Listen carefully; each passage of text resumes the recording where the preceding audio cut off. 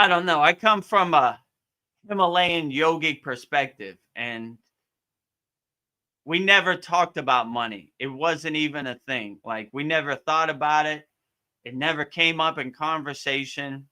No one ever talked about it. One of the most beautiful stories about money is Ramayana Rishi took all his rupees, threw them into the lake or the river, and said, "I never want to touch this dirty money again." And he got his wish. So, in the yogic perspective, money is almost like, I don't know, fun coupons, or it doesn't really have any meaning. Like, I really can't think or recall ever talking about money in the Himalayan mountains. So as long as you have food to eat and a roof over your head, that's all yogis really cared about. And they didn't care what kind of roof it was.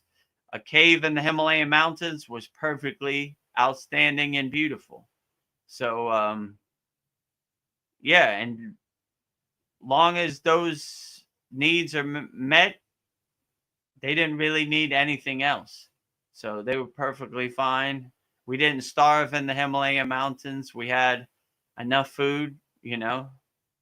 We would, the food we would eat, they would say, only eat once a day what you could hold in your hand. So this was my dinner once a day in the Himalayan mountains, what we could hold in our hands. So I'm still here. It wasn't the most tasty food in the Himalayan mountains, but it I didn't starve to death, let's say it like that. So I'm still alive. So you'd be surprised once you stop detaching from things you think you need and start realizing you have everything you need inside you as you, then you'd be surprised how good you could overcome. Don't wait to live in alignment. If Kriya Yoga is calling you, book your clarity call now at kriyayogamasterclass.com and let's awaken together. Now diving back in. And if you're not really attached to the marketing that you see on TV or the marketing that's everywhere, or these psyops or these subconscious messages, subliminal messages, then you really can't be affected by the marketing. Because if you realize happiness is inside you as you, somebody trying to sell you happiness, you kind of laugh at them because they're selling you something that they don't even have. So when people try to sell me, this will make you happier, this iPhone will make you happier, this car will make you happier, this house will make you happier, I kind of laugh at them, because if you carry happiness inside you as you won't even look for it. And you'll laugh at these people like, I don't know what you call them, scammers or whatever. Like, let me sell you some happiness. You can't sell me what you don't have. So it always makes me laugh when people like, this will make you happier, and they have no clue what would make you happier. So only you could say what would make you happier and uplift you the most. So when you realize that happiness is inside you as you, and happiness is internal, not external, then you carry that happiness with you. So you there's no need for you're not attached to money.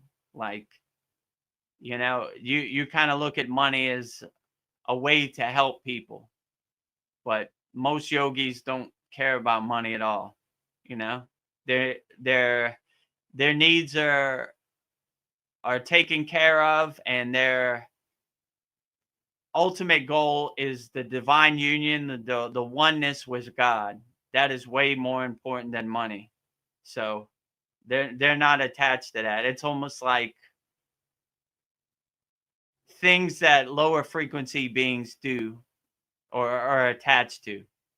And these yogis don't like to get attached to anything. They say neti, neti, which means not this, not this. So they don't even attach to their physical body. So they look at their physical body as like a car driving their soul around, or like a meat suit driving their soul around. So they look at it as like changing clothes. So if you're not attached to your own physical body, then you're definitely not attached to money. It's almost like a joke to you. It's not necessary. And when you're on the spiritual march, these kind of needs take care of themselves.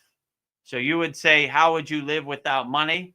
But there are many examples of, like in Thailand where I live, Buddhist monks every morning at 6 a.m. They come out, they walk barefoot in their saffron robes. They have like a bowl and they come to you for an offering and they give you a prayer. So their needs are always met. So they don't worry. That it gives them more time to focus on what's more important. And they would say the most important thing is the divine union, the oneness with God. So God has a way. If you surrender yourself to him, then he'll take care of all your needs. So I would choose true love of of God as the most important priority in my life. And from what I see in the yogic spiritual path, that is the most important thing. And the most highly enlightened beings, that's the most important thing to them. So money's not even in their top 20. It's more the divine union, the oneness with God. That is their ultimate goal, I would definitely say. So hopefully that answers your question, Veronica. Now let's go to another question. Oh, I got another. Oh, it's a new person. Practice being. Oh, that's a good name. Definitely practice just being. I would agree with you. What form of variation of Kriya Yoga do you practice? That's a good question. Are there any variations? So I would say I practice what resonates with me, and I do the sadhana that uplifts me the most in the present moment. So I don't see there's any right or wrong answer. I tell our students in our Kriya Yoga school that practice, do the kriyas that uplift you the most. Like I was saying in the beginning with Sandy, like I went through all the initiations. I went through all the kriyas. I learned every asana I could. I learned every pranayama I could, every meditation, dhyana I could, every mantra I could, every song, bhakti, bhajans, kirtans, everything I could. And once I learned as much as I could, then I could really form my own sadhana and integrate it into my daily life. So the best variation of Kriya Yoga is the one that uplifts you in the present moment. So you could really get attached to the different techniques or the different, my football team is better than your football team. But at the end of the day, the best practice of Kriya Yoga is the one that uplifts you and gets you through the day and makes you the best person and helps you help other people and get through the day. So I would say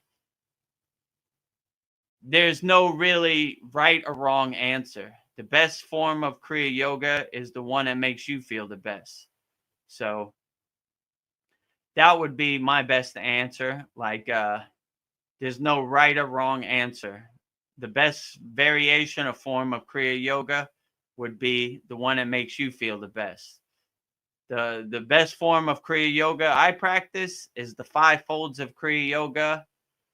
Asanas for the physical body, pranayama, secret yogic breath, breath work, dhyana, meditation, mastering the mind, mantra japa. I don't know, over 50 deities. I do mantra japa and puja on a daily basis. And bhakti, which is basically devotion or love for God. So I sing numerous songs from my heart with as much bhava and feeling as I can from from my mouth to God's ear, as I would say. So this is what really uplifts me and helps me in the present moment. But we're all on different levels on our spiritual march or our spiritual journey. So I would say do the variation or form of Kriya Yoga that makes you feel the best and uplifts you the best in the present moment. That is the best form of Kriya Yoga. So there's no right or wrong answer to that. Whatever makes you feel the best, that is the best practice, I would definitely say. Whatever name you want to call it, it's perfectly fine. Do what uplifts you and resonates with you and makes you feel the best in the present moment. That would be the best form of Kriya Yoga to practice. So, okay. Hopefully that answers your question. Practice being. That's a cool name. I like that name. Definitely practice being. And if you want to start practicing Kriya Yoga, or you want to go on a call with me, book a call with me, Vedguru Dev, Kriya Yoga Masterclass. We'll go on a call and we'll try to see how Kriya Yoga can help you and uplift you and solve your problems and help you overcome whatever problems you have in the present moment. Take the next step in your Kriya Yoga journey. Book a call with me at kriyayogamasterclass.com and let's create a personalized path for your spiritual growth.